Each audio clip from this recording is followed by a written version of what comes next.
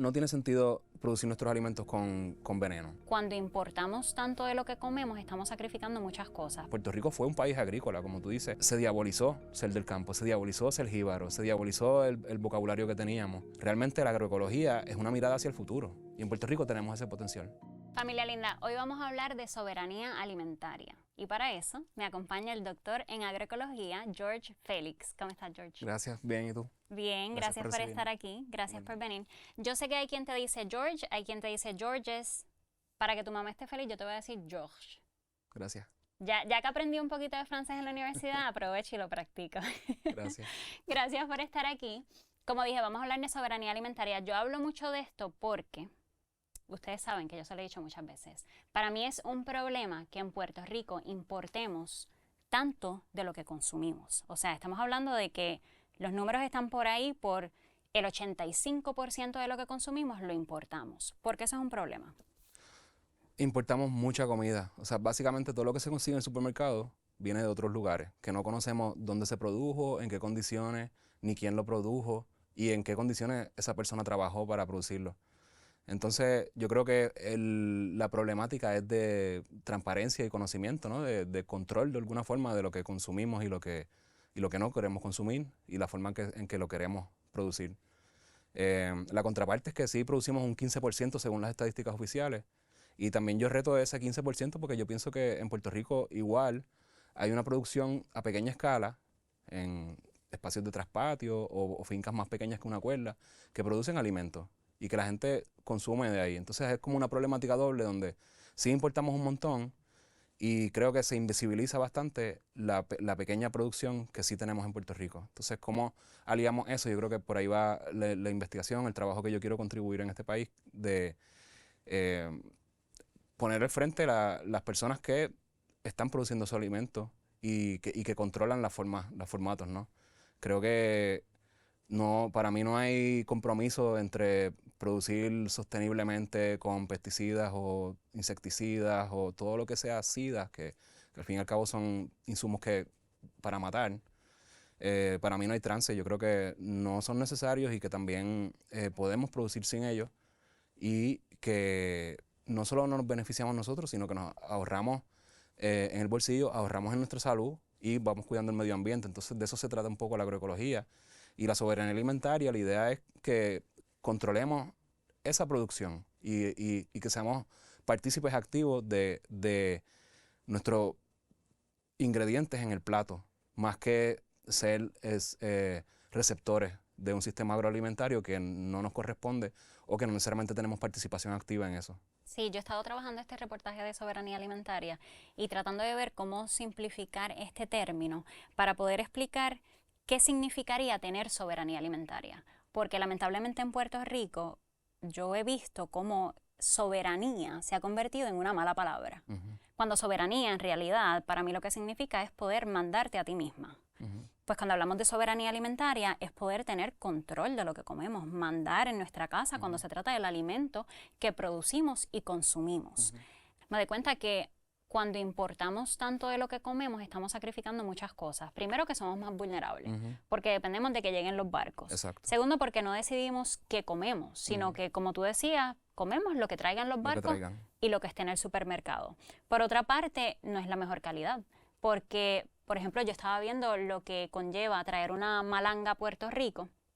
Cuando tú lo importas de un sitio como Nicaragua, Cristal Díaz de Produce y del Pretexto hizo este research donde encontró que si tú traes una malanga de Nicaragua, primero en Nicaragua la cosechan, la limpian, la sumergen en químicos, la ponen en un refrigerador, la montan en un barco que no viene directo a Puerto Rico, que va a Florida, la bajan de ese barco, la ponen en otro barco para que entonces llegue a Puerto Rico, llegue al supermercado y entonces la vas a comprar. Estamos hablando de una malanga que se tardó de 2 a 3 semanas a llegar al supermercado para que tú la compres. O sea que estamos hablando de menor calidad. Son varias las cosas que sacrificamos en el proceso, ¿no?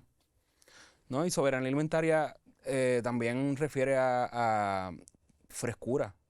No es lo mismo consumir un aguacate del patio, que se cayó del patio fresquito, con ese color que sabemos, esa mantequillosidad, ¿verdad? Como esa grasita sabrosa, versus comprarlo en el supermercado, un aguacate que viene de República Dominicana, que es relativamente cerca, pero llegan verdes, duros y muchas veces sin sabor.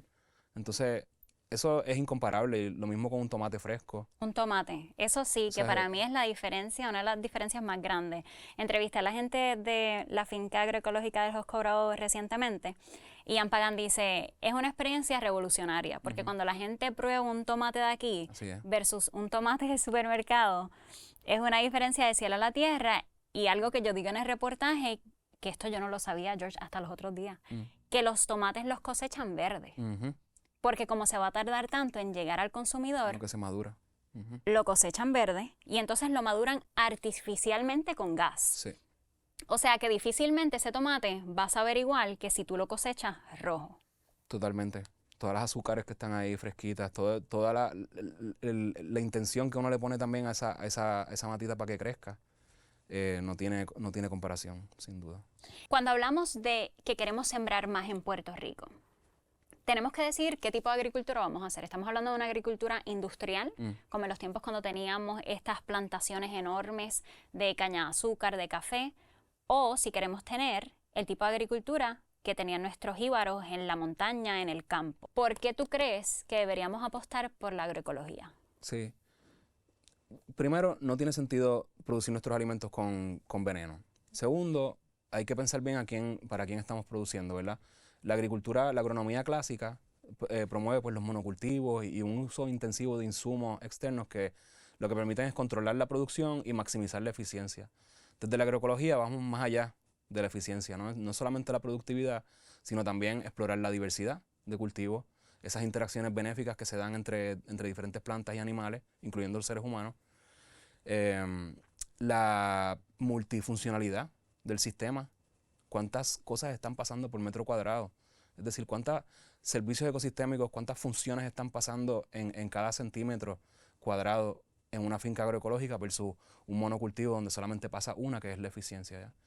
Entonces, explorar la producción agrícola y los sistemas alimentarios desde una perspectiva un poquito más amplia nos permite poner en el centro de la producción agrícola a la agricultora, al agricultor, que está produciendo con cariño, que se inspira de los procesos de los ciclos naturales para no solamente producir un alimento, sino producir cultura, producir economía, producir solidaridad en el vecindario. Y yo creo que a eso estamos abogando. No se trata de volver para atrás al pasado, no es eliminar toda la tecnología, sino al contrario, inspirarse de diferentes prácticas alrededor del mundo, inspirarse de diferentes escuelas de pensamiento y aprovechar los recursos que tenemos hoy en día disponibles. O sea que realmente la agroecología es una mirada hacia el futuro y es una opción transformadora de producir nuestros alimentos sin tener que depender del exterior. Es una autonomía, es una autosuficiencia que puede generar mucha economía. O sea, Puerto Rico fue un país agrícola, como tú dices, con grandes extensiones de tabaco, de caña de azúcar, de café todavía. Y eso sí producíamos mucho, pero solamente producíamos eso. La gente no comía azúcar, la gente no comía tabaco, y tampoco café, tal cual. Entonces, ¿dónde se te estaba dando esa diversificación? En las montañas. Todos esos jornaleros o macheteros que estaban trabajando en las grandes haciendas de caña, tenían su talita diversificada. Como mínimo había maíz, había malanga, había plátano, había tabaco, café y caña un poquito también. Pero era mucho más que solamente el producto de exportación. Entonces, si hablamos de alimentar al mundo, no estamos alimentando al mundo con grandes extensiones de monocultivo de soya, ni de café, ¿verdad? Alimentamos al mundo con los policultivos que muchas veces son a pequeña escala. Y eso no significa que esa escala pequeña es restrictiva, al contrario, podemos pensar extensiones más amplias, diversificadas, tecnificadas, inclusive hasta con tractores, ¿no? Entonces, pienso que hay un elemento de creatividad que podemos seguir desarrollando. Y en Puerto Rico tenemos ese potencial.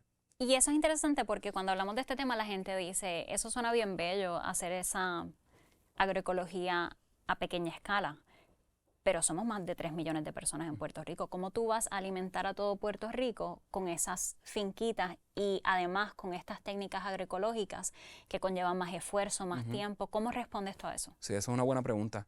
Realmente, yo no sé si el objetivo es alimentar a todo el mundo, ¿verdad? Yo creo que eso es una tarea monumental. En Puerto Rico no podemos producir todo lo que consumimos. Por ejemplo, el aceite de oliva, qué rico un buen aceite de oliva que podemos importar desde España. Qué rico nosotros poder compartir café de Utuado con gente en París, ¿verdad? Qué lindo poder mandar plátanos de Puerto Rico a Nueva York. Eso permite una economía. Si te pongo un ejemplo, antes en Puerto Rico se producía arroz y habichuela. Desde los años 60, arroz con habichuela no lo hay en ningún lado. Arroz ni habichuela. A menos que sean pequeñas parcelas, tal vez experimentales, se está rescatando de alguna forma un tipo de arroz secano en Puerto Rico. Pero decir arroz puertorriqueño, eso hace tiempo que no hay. Y sin embargo, ¿cuándo fue la última vez que tú te comiste un buen plato de arroz con habichuela? Otro día. Estos días. Yo también. Y eso es nuestra dieta básica. Entonces, yo creo que es problematizar eso, ¿no? Como cuál es nuestra dieta y de dónde vienen esos productos. No se trata de eliminar el arroz. Vamos a ver qué podemos hacer para producirlo y también meterle alternativas como sancocho, ¿verdad? Tal vez inclusive pensar en maneras de transformar productos nuestros como la pana. Estaba hablando con un amigo mío el otro día que decía que tal vez podemos peletizar la harina de pana en arroz y que nos dé esa misma textura del arroz, pero que sea a base de pana, eso como un ejemplo. Entonces, hay espacio para la creatividad que está por explotarse, porque solamente estamos pensando eficiencia, eficiencia, eficiencia, cuando en realidad lo que deberíamos pensar es creatividad, creatividad, creatividad. Sí. Y explorar otras economías, otras formas de transformar nuestros propios productos. Sí, que la idea no es no importar nada, ese no es la meta. Pero por otra parte, que podemos seguir teniendo este comercio con otros países, pero por otra parte también ver cómo podemos descolonizar nuestra dieta. Exacto. Que tal vez en vez de solamente hacer pan de trigo, que empecemos a hacer pan de yuca, que es riquísimo, by the way. En Colombia lo he comido y es riquísimo. Yo digo, ¿por qué en Puerto Rico no hacemos pan de yuca? Si en Puerto Rico se da la yuca. Se da la yuca. Entonces, es una combinación de esas cosas, ¿no? Háblame un poco de tu educación. Quiero hablar ahora de lo que significa haber hecho un doctorado en agroecología y por qué te interesaste por estudiar estos temas a profundidad. Yo estudié agroecología en Holanda con un profesor que se llama Titonel. Me impulsó a estudiar, a hacer trabajo de campo en Burkina Faso. Y algo lindo que me pasó en Burkina Faso es que me di cuenta que allá no hay muchos recursos, ¿verdad? Y la gente produce lo que se alimenta de lo que produce. Hay pequeñas talitas de sorgo, por ejemplo, que es el grano básico, y 3 o 4 animales en la casa donde pues la gente estaba alimentándose a pequeña escala de la misma producción. Eso fue bastante inspirador y revelador también de que aún en unos suelos que son bastante compactados, erosionados, por decirlo así, un poco maltratados por la deforestación, y eso la gente sí puede producir. Y mientras que nosotros en Puerto Rico, con suelos tan ricos, tanta agua disponible y tanto capital humano que tenemos, pues no hemos sido capaces. Entonces para mí eso fue un aprendizaje allí. Una de mis inspiraciones fueron mis abuelos. De hecho, los 4 abuelos, ¿no? De parte de mi mamá y de parte de mi papá. En Puerto Rico, mi abuela reciclaba la basurita, como le llamaba, ¿verdad? Los desechos orgánicos en composta, en el patio. Mi abuelo cosechaba la sábila y los limones del patio para hacerme jarabe contra el asma. Y mis abuelos en Francia, maternos, vivían en un campito donde habían vacas. El alcalde de la aldea tenía 200 vacas y yo iba pues a ordeñar con él leche fresca. Experiencias que mucha niñez hoy en día no necesariamente tiene acceso a eso. Sí, eso fueron fuentes de inspiración, y cuando digo que la niñez no tiene mucho acceso a eso, también miento, porque en Puerto Rico sí hay proyectos que están promoviendo, ¿verdad? Esa inmersión total en lo que es la producción agrícola. Por ejemplo, en Lares tenemos el proyecto agroecológico campesino con quien yo colaboro bastante.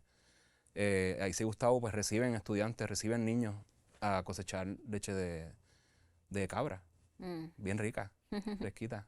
O sea que ambas cosas existen a la vez. Por una parte tenemos un problema donde importamos mucho de lo que consumimos, por otra parte hay todos estos proyectos bien lindos donde existen esos munditos donde sí se está produciendo bastante de lo que se consume, hay vecinos que están intercambiando alimentos y existe esa cultura que tú mencionabas de tu abuelo.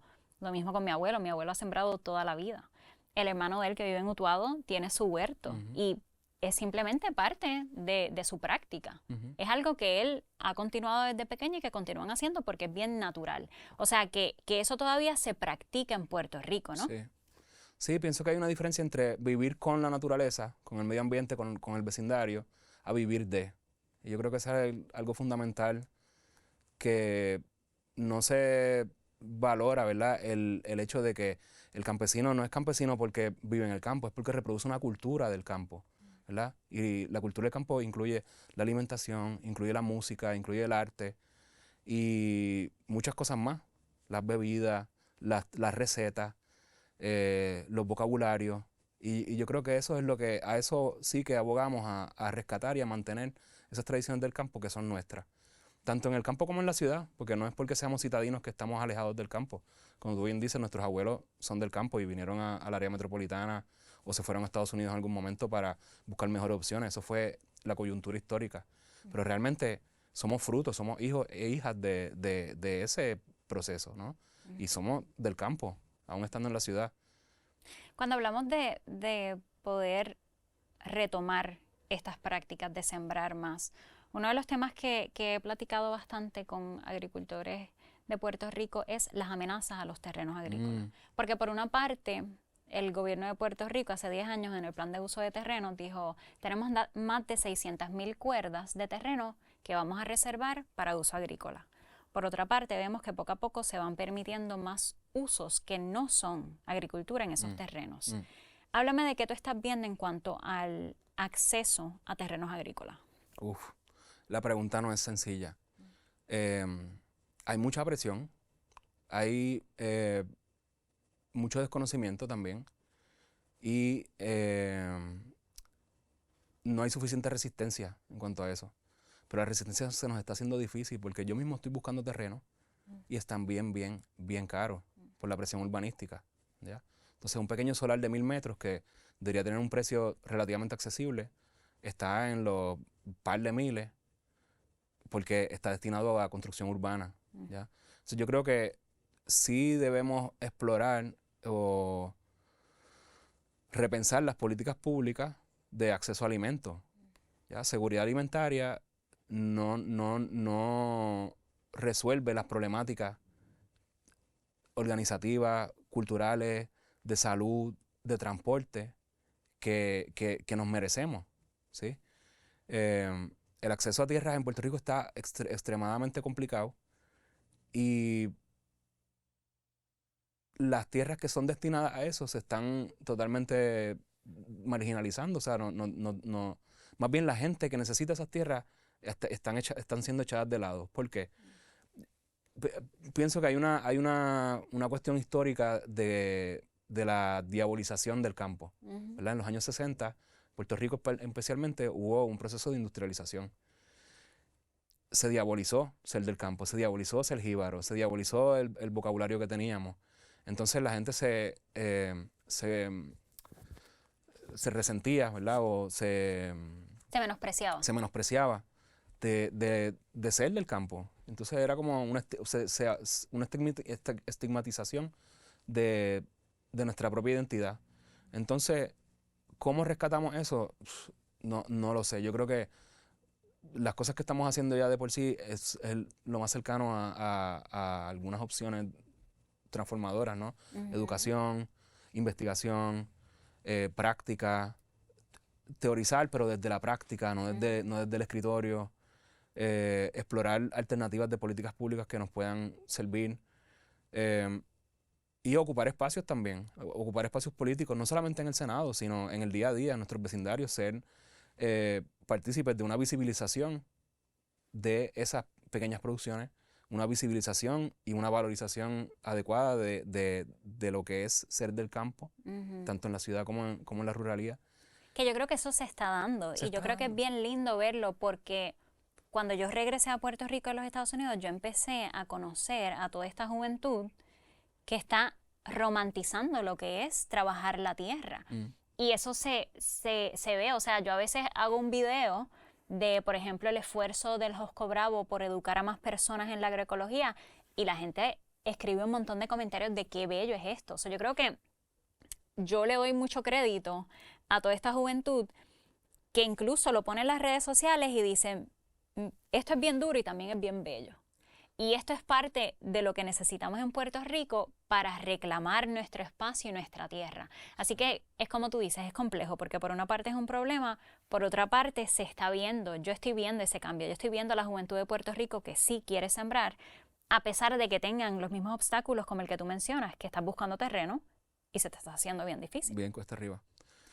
Sí, hay un elemento que hace 10, 20 años no se hablaba de agroecología, por ejemplo, en Puerto Rico.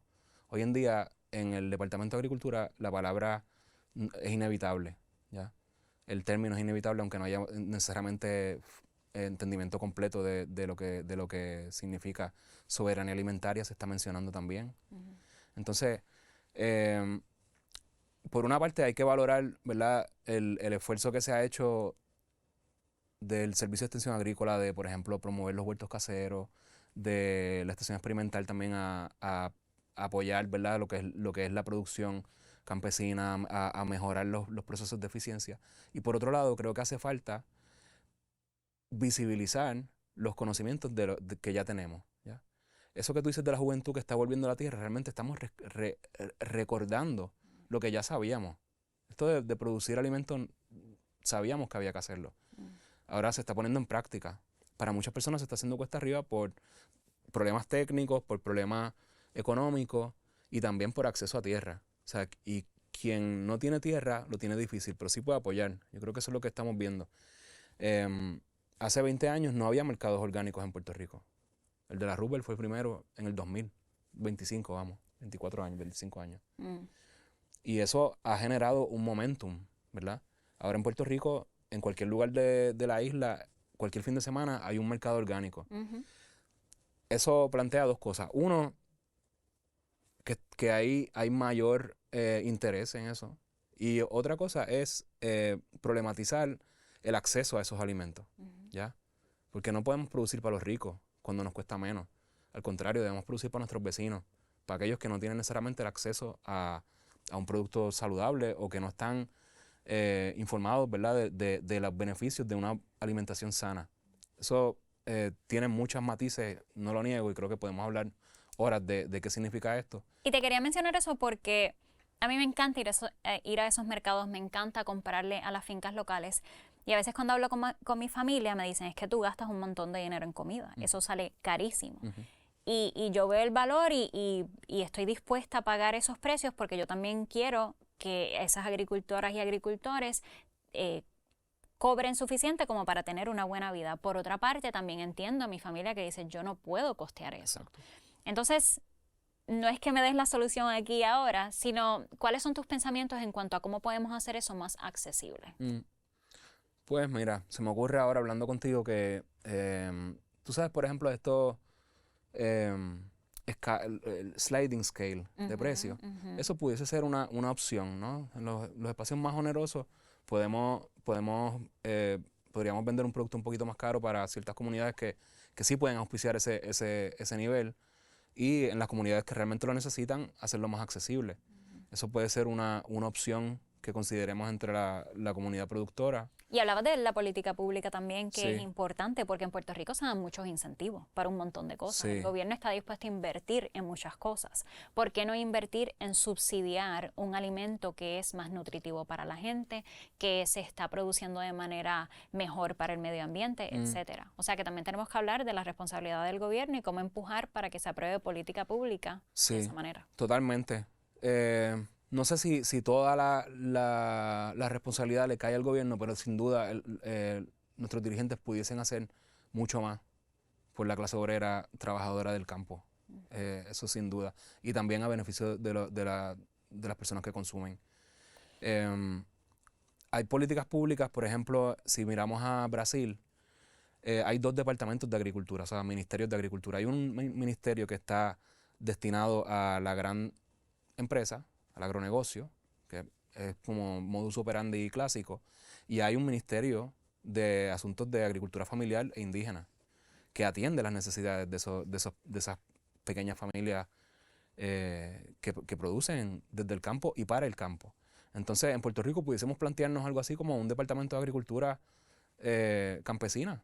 ¿Por qué no? Y entonces atender desde esa política pública la heterogeneidad que representa las personas que producen y las personas que consumen. No todo el mundo es igual. Hay mucha heterogeneidad entre las necesidades de un sector y de otro. Entonces, eso podría ser algo bonito. Otra cosa que se puede, digamos, apoyar es más alimento fresco en las escuelas. ¿Sabe? Lo mismo el ejemplo de Brasil y de Francia, por ejemplo. Hay unas políticas públicas destinadas a comprar alimentos, muchas veces orgánicos, destinados a las escuelas, donde los niños, la niñez puede alimentarse de una forma más saludable, fresca y local y conocer productos alternos, no enlatados, por ejemplo. Ya eso sería grandioso. Eso permitiría canalizar un flujo de productos frescos del país a personas localmente instaladas, ¿verdad? En pueblos tal vez remotos o en lugares bien urbanos súper densos, que podamos tener acceso a esos alimentos frescos. Y la necesidad que hay, ¿no? Especialmente con todas las enfermedades que tenemos en Puerto Rico, enfermedades del corazón, diabetes. Yo estaba mirando los números y sin duda hay una conexión entre el alimento al que tenemos acceso en Puerto Rico y todas estas enfermedades que tenemos en tasas mayores al promedio en el resto de los Estados Unidos. Te quería preguntar, porque me dices que hay muchos ejemplos. Cuando hablamos por teléfono me dijiste que te atreves a decir que hay más de 100 fincas agroecológicas en Puerto Rico, además de que hay huertos en áreas urbanas que se están dando en Puerto Rico. O sea que, nuevamente, esta idea que tenemos que en Puerto Rico la gente no quiere sembrar, en Puerto Rico no se siembra, pero en un sitio donde tú no te lo esperas. A mí me pasó en el mismo Santurce. Yo no sabía que entre vecinos se habían juntado para empezar un huerto en Santurce. Yo pasaba por esa calle a cada rato y yo no tenía idea que había un huerto ahí. Háblame un poco de esas iniciativas que se están dando en Puerto Rico. Sí, hay muchos proyectos, ¿verdad? Hay 2 o 3 proyectos comunitarios que son bastante estelares y que llevan un rato que vale la pena mencionar. Y también está la agricultura de traspatio, ¿sabes? Nuestras abuelas, o incluso nuestro colega aquí, Wilton, que nos decía que su mamá producía que si guanábanas, que si calabaza, que si aguacate, que si recao. Esa producción existe todavía en Puerto Rico. No se ha perdido. Y nuestros patios muchas veces son áreas de reproducción de frutales, como mínimo, que están ahí. Guayaba, acerola, que se pueden perder o no, pero no se están contabilizando.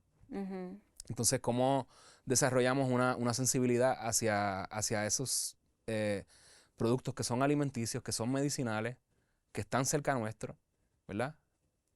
Tal vez hay una cuestión de eficiencia, de que la productividad no es suficiente. Tal vez hay una cuestión de conocimiento y eso es lo que también queremos desarrollar. Yo tengo una estudiante que se llama Alicia García, está haciendo doctorado en Buenos Aires y ella está trabajando esa cuestión de las malezas, de que la maleza va en la mesa, ¿ya? Pero para saber que cierta planta silvestre es comestible o tiene un factor medicinal, hay que estudiarla, ¿ya? O por lo menos haber tenido esa cercanía, o sea, haberlo aprendido de alguien que sí es beneficiosa para nosotros. Por ejemplo, el bledo se pierde. Yo el otro día estaba yerbando mi patio y el bledo es una planta bien silvestre aquí, que es comestible. Pero la yerbamos porque es como una maleza, no es comercializable. Yo creo que ahí también hay una cuestión de esa posibilidad de transformar el alimento o de que sea vendible versus que sea comestible o que sea benéfico para nosotros. Entonces, ¿cómo vamos aliando estas cosas? Yo creo que hay iniciativas que se están dando en Puerto Rico y se está visibilizando no solo los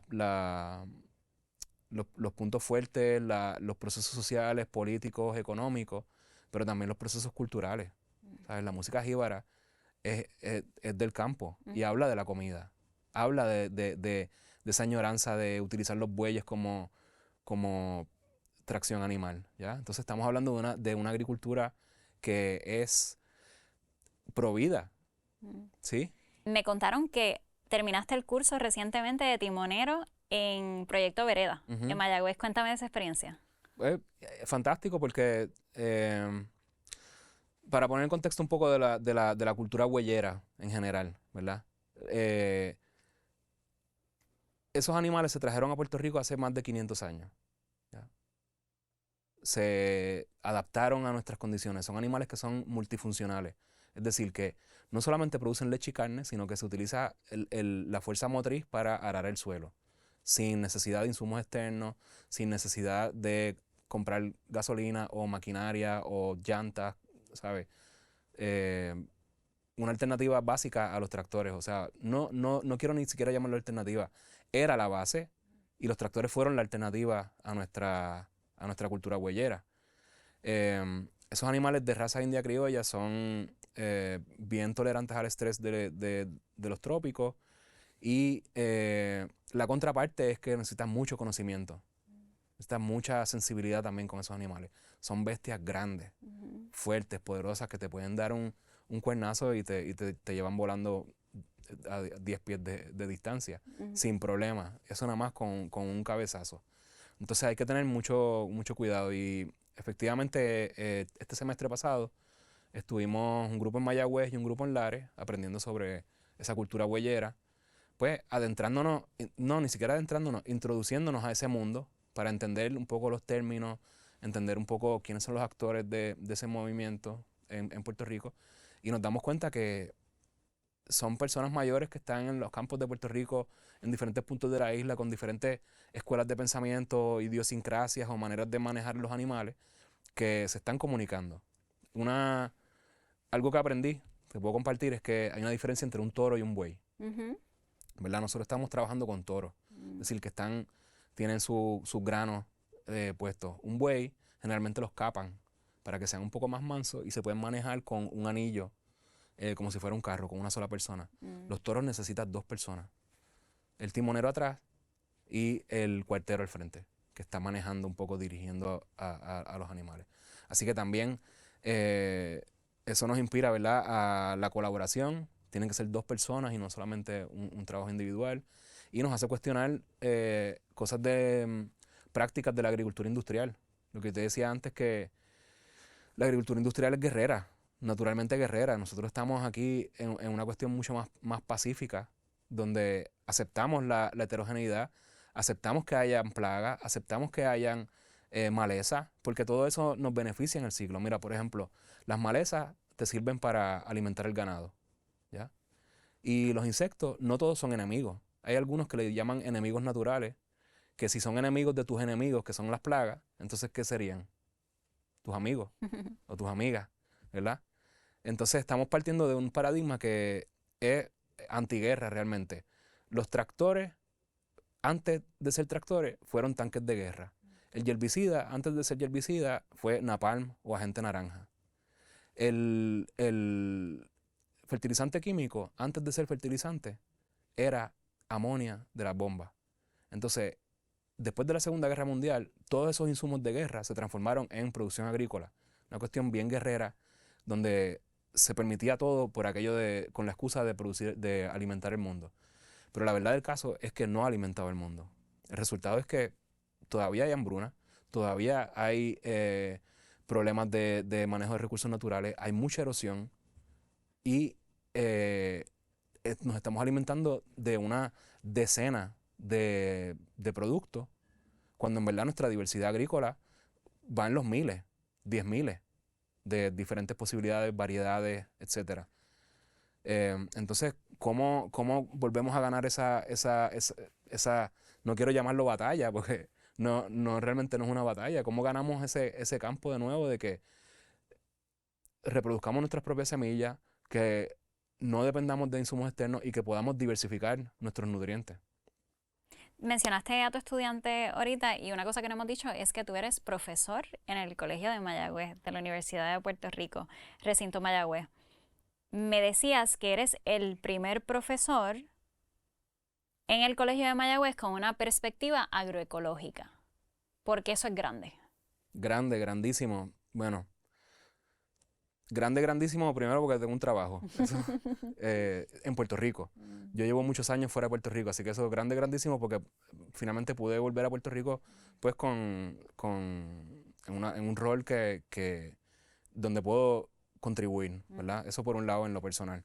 Pero es grande para el colegio porque realmente la perspectiva de la agronomía clásica ha sido, como dije anteriormente, la eficiencia. La eficiencia a como de lugar. Arrastrándonos, digamos, a las culturas, arrastrándonos las economías locales, etcétera, todo en beneficio de una productividad mayor, ¿ya? Entonces, es la primera vez que se emplea a un investigador, profesor en agroecología en el colegio y lo estoy encontrando muy refrescante, muy transformador, porque estamos poniendo, digamos, en la cátedra, estamos poniendo la persona que produce en el centro, en el spotlight, ¿verdad? Como se dice en inglés, de la producción agrícola. Yo creo que eso es lo que yo estoy tratando pues, de impulsar, de cómo valoramos ese conocimiento y valoramos el esfuerzo de las personas que producen.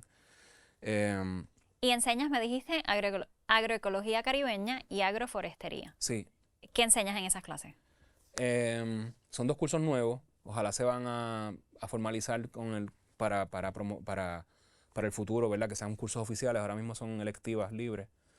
En el primero, el de agroecología caribeña, es una problematización de los sistemas alimentarios.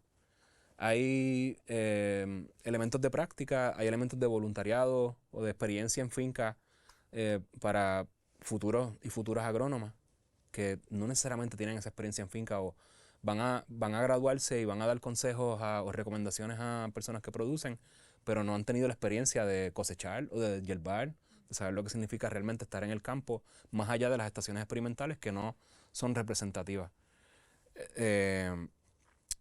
Hay otro elemento de invitaciones de colegas, amistades mías a través de los años que participan del curso activamente, incluyendo personas de la investigación o otros estudiantes, tal vez de doctorado, de maestría, que comparten sus propias experiencias, y también agricultores.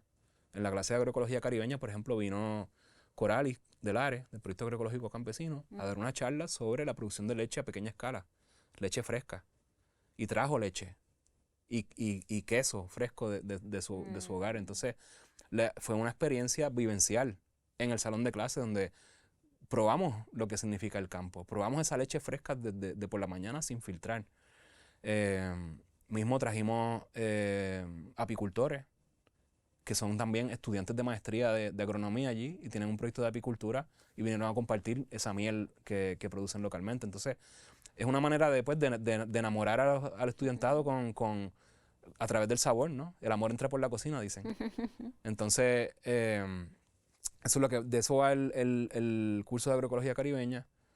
Y el de agroforestería ya es un poquito más técnico, que es realmente ver cómo podemos diseñar fincas, predios, por más pequeños que sean o por más grandes que sean, con una metodología pues sistemática, un poquito más científica, de acompañamiento al productor.